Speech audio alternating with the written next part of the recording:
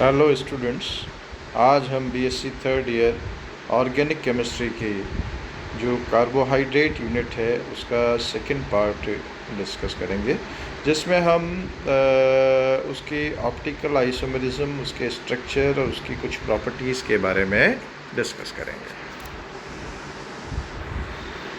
DL designation of monosaccharides. जैसा कि हम बीएससी फर्स्ट ईयर और सेकेंड ईयर में ऑप्टिकल आइसोमेरिज्म में उसके कन्फिग्रेशन के बारे में पढ़ चुके हैं। तो कन्फिग्रेशन को हम दो तरह से रिप्रेजेंट कर सकते हैं, एक तो absolute configuration and relative configuration, निरपेक्ष विन्यास और आपेक्षिक विन्यास। तो ये कैपिटल डी और कैपिटल एल जो डेजिग्नेशन है वो रिलेटिव कन्फिग्रेशन कहलाता है। तो इसमें द सिंपलेस्ट मोनोसेकेराइड इज़ ग्लीसरल्डिहाइड। ग्लीसरल्डिहाइड जो है वो सिंपलेस्ट मोनोसेकेराइड है which contains A stereo centre, जिसमें एक एसिमेट्रिक कार्बन है। जैसे ये जो कार्बन है इसमें CH2OH, H, OH और CHO चारों ग्रुप जो है वो अलग अलग हैं। तो ये स्टीरियो सेंटर प्रेजेंट है and therefore it exist in two enantiomeric form. दो प्रकाशिक समावयव इसमें होंगे। अब इसमें plus glyceraldehyde is designated as capital D glyceraldehyde, जिसमें कि जो OH ग्रुप है इस एसिमेट्रिक कार्बन का वो राइट हैंड साइड में होता है, जबकि माइनस ग्लीसरल्डिहाइड जो है it is designated as L glyceraldehyde where OH group is on the left hand side. तो ग्लीसरल्डिहाइड में यदि OH ग्रुप राइट साइड में है तो वो D फॉर्म, और OH ग्रुप लेफ्ट साइड में है तो ये L फॉर्म कहलाता है। And these two compounds are as configurational standard for all monosaccharide. तो बाकी जो मोनोसेकेराइड्स होते हैं उनके लिए हम इस ग्लीसरल्डिहाइड जो D और L फॉर्म है उसको मानक मान करके चलते हैं, स्टैंडर्ड मान करके चलते हैं, और हम उस मोनोसेकेराइड को इस ग्लीसरल्डिहाइड से तुलना करते हैं। यदि उस मोनोसेकेराइड की तुलना डी ग्लीसरल्डिहाइड से की जा सकती है तो वो डी ग्रुप कहलाता है, और यदि उसकी तुलना एल ग्लीसरल्डिहाइड से की जा सकती है तो वो एल ग्रुप कहलाता है। ए monosaccharide whose highest numbered stereo center, हम ऊपर से नीचे की तरफ नंबरिंग करते हैं, तो highest numbered stereo center has the same configuration as D glyceraldehyde, it is designated as D sugar, and one whose highest numbered stereo center has the same configuration as L glyceraldehyde, it is designated as L sugar। जो sugar है उसका जो उच्चतम carbon हम numbering जब करते हैं, उच्चतम जो कार्बन है, हाईएस्ट नंबर्ड कार्बन जो है जो स्टीरियो सेंटर है, उसमें यदि OH ग्रुप राइट साइड में है यानी कि वो डी ग्लीसरल्डिहाइड के समान है तो वो डी ग्रुप होगा, और यदि वो एल ग्लीसरल्डिहाइड के समान है तो वो एल ग्रुप में होगा। Now these D and L designations are not related to optical rotation of the sugar to which they are applied। यानी कि ऑप्टिकल रोटेशन में यदि प्लेन पोलराइज लाइट को वो आइसोमर राइट साइड में रोटेट करता है तो डेक्स्ट्रो रोटेटरी, जिसको हम स्मॉल d से रिप्रेजेंट करते हैं, और लेफ्ट में रोटेट करता है तो लीवो रोटेटरी, जिसको स्मॉल l से रिप्रेजेंट करते हैं। तो ये जो कैपिटल D और कैपिटल L है they are not representing optical rotation, ये ऑप्टिकल रोटेशन या प्रकाशिक घूर्णकता को प्रदर्शित नहीं करते हैं। ये D एंड आइसोमर है, ये D ग्लूकोज है। अब इसमें नंबरिंग ये 1 2 3 4 5 और ये स्टीरियोजेनिक सेंटर 4 हैं, 1 2 3 4। तो हाईएस्ट नंबर ये वाला जो है इसमें H और OH इस तरह से हैं, OH ग्रुप राइट साइड में है तो ये D रूप में होगा, D ग्लूकोज कहलाता है। और ये जो कंपाउंड है इसमें जो हाईएस्ट स्टीरियोजेनिक सेंटर ये वाला जो है इसमें OH ग्रुप लेफ्ट साइड में है यानी कि ये L ग्लीसरल्डिहाइड के समान है तो ये L ग्लूकोज के नाम से जाना जाता है। जो प्रकृति में ग्लूकोज पाई जाती है वो डेक्स्ट्रो रोटेटरी होता है, इसलिए हम इसको डेक्स्ट्रोज के नाम से जानते हैं। It is also termed as dextrose, क्योंकि जो नेचुरली अकरिंग फॉर्म है वो डेक्स्ट्रो रोटेटरी होता है, D फॉर्म होता है। ये कुछ और एग्जाम्पल हैं ये डी ग्लूकोज है जिसमें जो हाईएस्ट स्टीरियोजेनिक सेंटर है उसमें OH ग्रुप राइट साइड में है। ये डी राइबोज है, इसमें भी यदि हम देखें तो हाईएस्ट स्टीरियोजेनिक सेंटर ऊपर से नंबरिंग कर रहे हैं 1 2 3 स्टीरियोजेनिक सेंटर्स हैं और उसमें हाईएस्ट वाला जो है उसमें OH ग्रुप राइट साइड में है, तो ये डी फॉर्म है।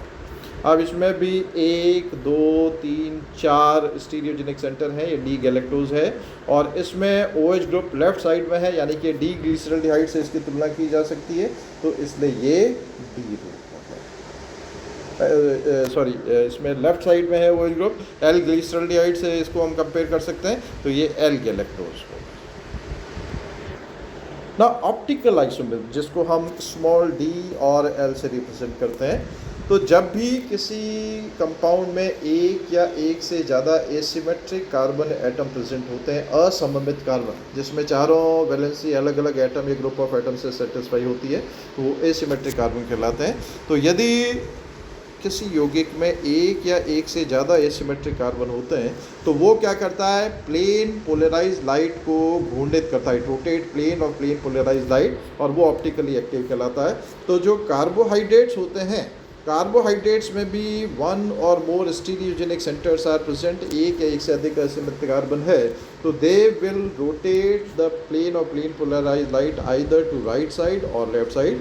जो राइट में रोटेट करते हैं वो डेक्स्ट्रो रोटेटरी या प्लस या स्मॉल डी से रिप्रेजेंट करते हैं, और जो लेफ्ट में रोटेट करते हैं प्लेन पोलराइज लाइट को, वो लीवो रोटेटरी यानी कि इसको माइनस या स्मॉल एल से रिप्रेजेंट करते हैं।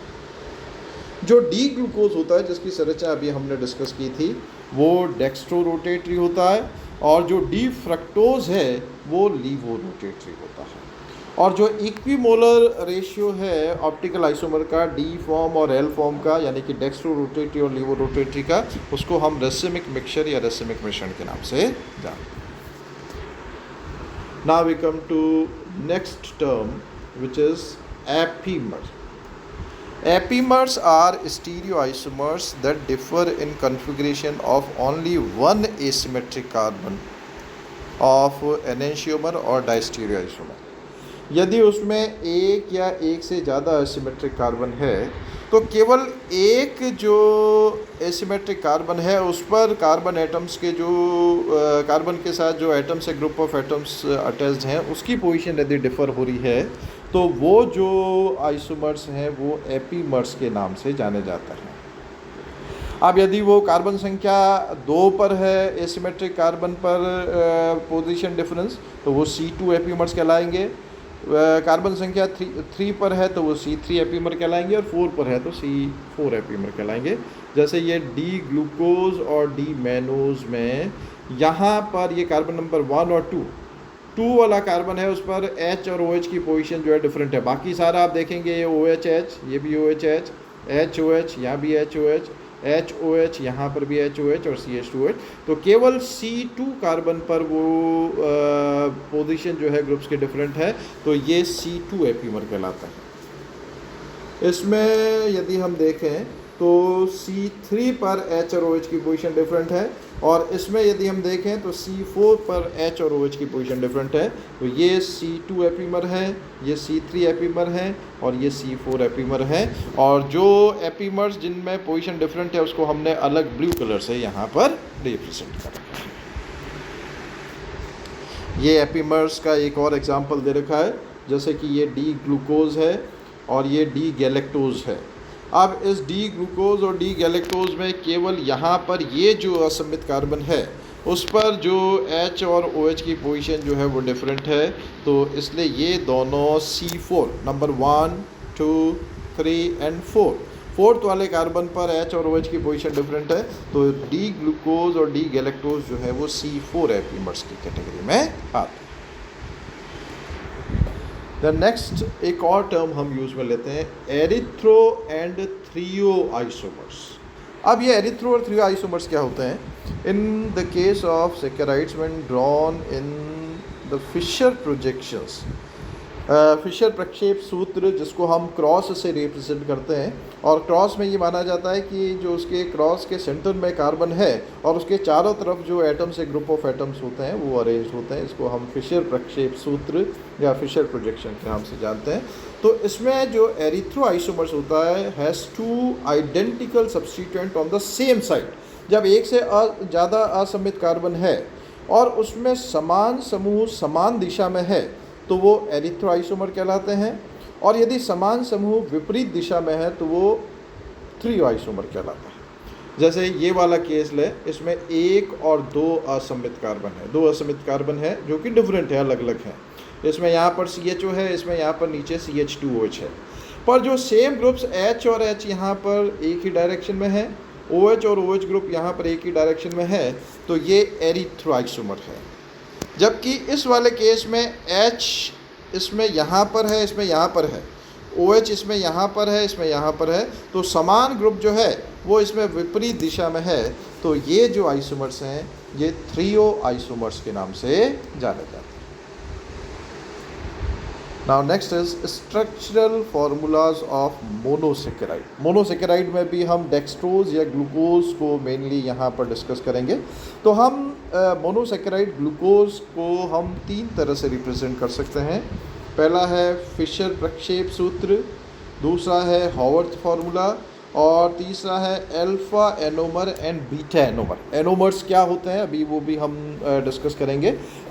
बाद में ये भी डिस्कस करेंगे कि जो ग्लूकोज के अधिकतर गुण हैं उनको हम ओपन चेन स्ट्रक्चर से नहीं समझा सकते हैं। कई सारी प्रॉपर्टीज़ ऐसी होती हैं ग्लूकोज की which can not be explained bye open chain structure of glucose. तो उसके लिए फिर प्रॉपर्टीज़ जो ओपन चेन स्ट्रक्चर से नहीं समझाई जा सकती थी उनके लिए एक साइक्लिक स्ट्रक्चर जो है प्रपोज किया गया था, जिसको हम हॉवर्थ फार्मूला के द्वारा भी रिप्रेजेंट करते हैं। और उस हॉवर्थ फार्मूला में जो साइक्लिक स्ट्रक्चर होता है उस साइक्लिक स्ट्रक्चर से सभी जो प्रॉपर्टीज़ ग्लूकोज की हम समझा सकते हैं। तो हॉवर्थ फार्मूला जो कि चक्रीय संरचना युक्त होता है उसको हम किस तरह से रिप्रेजेंट कर सकते हैं वो बाद में अभी हम डिस्कस करेंगे।